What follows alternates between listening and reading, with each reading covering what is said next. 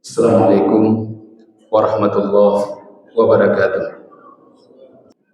Innal hamdalillah nahmaduhu wa nasta'inuhu wa nastaghfiruh wa na'udzu billahi min shururi anfusina wa min sayyiati a'malina. May yahdihillahu fala mudilla lahu wa may yudlilhu fala hadiyalah.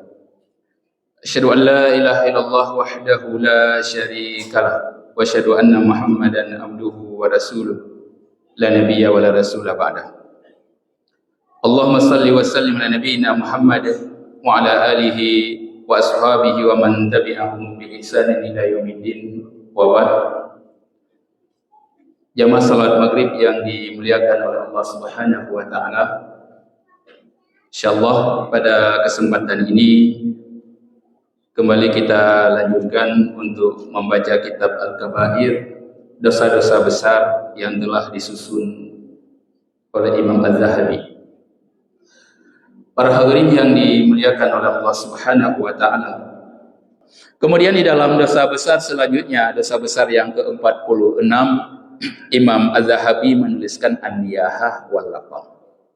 An-niyahah ini meratapi mayit. Ini dosa yang cukup besar di dalam syariat. Rasulullah sallallahu alaihi wasallam mengatakan Allah Subhanahu wa taala tidak akan mengampuni orang yang melakukan perbuatan niyahah sampai dia bertaubat. Niyahah ini meratapi mayit ataupun meratapi ketika Allah Subhanahu wa taala memberikan musibah kepada kita. Ya, tugasnya ketika diberikan musibah oleh Allah Subhanahu wa taala itu bersabar. Meratapi ini berlawanan dengan sifat kesabaran. Maka ketika syariat kita memerintahkan bersabar dan seseorang itu meratapi musibah yang diberikan oleh Allah Subhanahu wa taala, dia jatuh ke dalam dosa besar. Rasulullah sallallahu alaihi wasallam mengatakan isnatan huma bin nasi kufrun at-ta'nu fin nasabi wa niyahatu 'alal mayyit. Dua perkara yang apabila dilakukan oleh seorang manusia maka dia jatuh ke dalam kekufuran. Itu para ulama mengatakan kufrun duna kufrin, itu kufur asghar, bukan kufur besar yang mengeluarkan seseorang dari Islam. Ya, tapi manteng dalam kategori kufur kecil yang tidak mengeluarkan seseorang dari Islam. Yang pertama lah at-ta'nu fin nasab. Ya, ta'at memburukkan nasab. Ya, memburukkan nasab orang lain ataupun menuduh nasab yang buruk kepada saudaranya. Kemudian yang kedua wa niyahatu 'alal mayyit. Niyahah meratapi mayit yang meninggal. Ini dua dosa besar yang Rasulullah katakan wa fil hadis sahih li Muslim an-nahiyatu idza lam tatub ulbisad dir'an min jarabin wa sirbalan min qitrani yaumal qiyamah.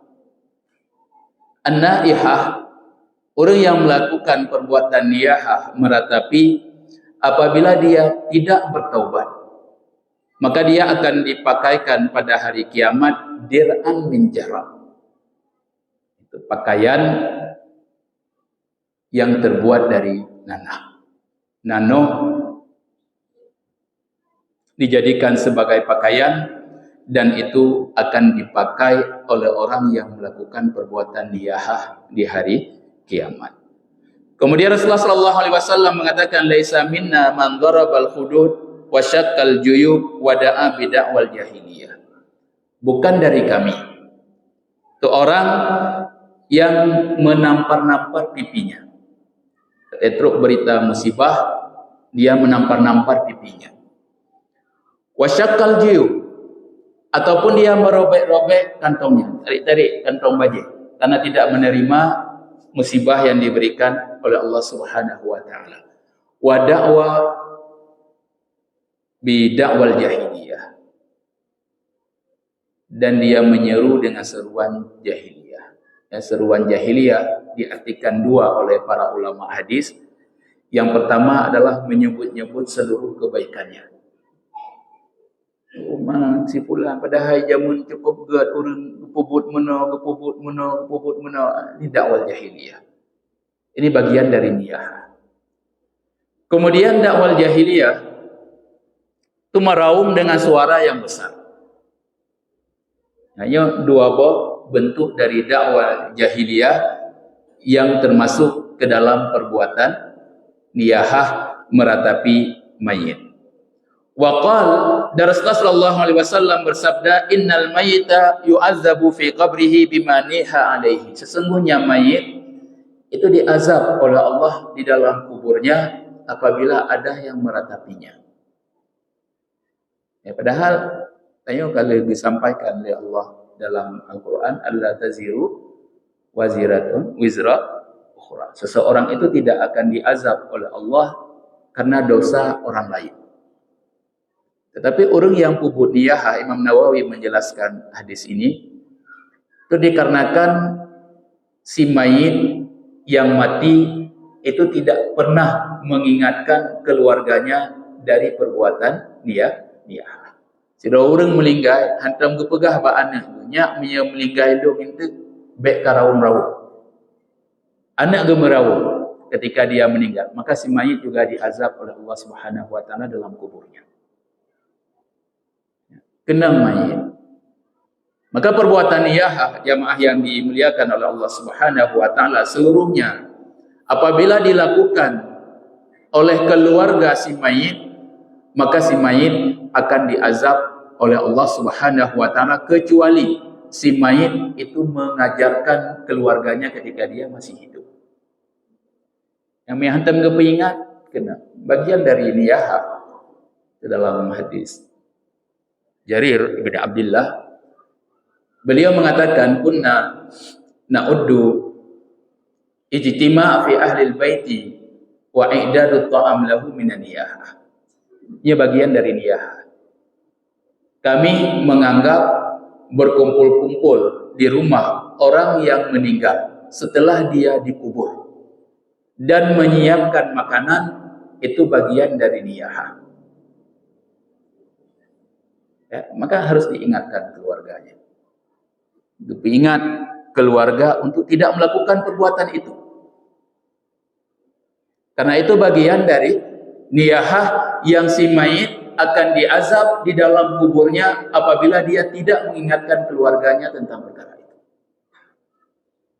Ini terjadi ketika Asma binti Abi Bakar itu beliau menangis dan mengeluarkan suara ketika meninggalnya Abu Bakar.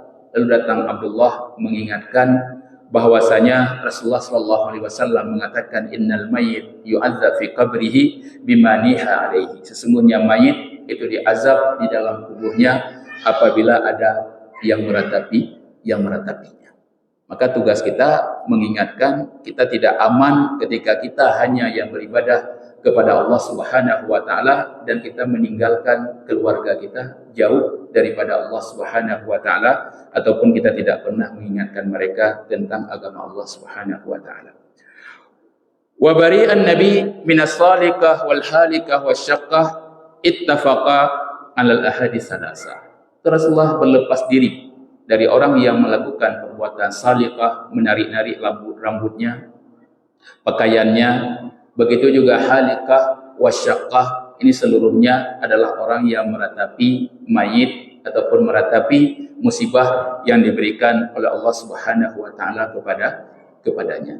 Maka ini termasuk ke dalam kategori dosa besar yang disebutkan oleh Imam Az-Zahabi an-namam, begitu juga dengan niyahah meratapi kematian. Wallahu a'lam. Nakti min kafaratil majlis. Subhanakallahumma bihamdik asyhadu an la ilaha illa anta astaghfiruka wa atubu ilaik. Assalamualaikum warahmatullahi wabarakatuh.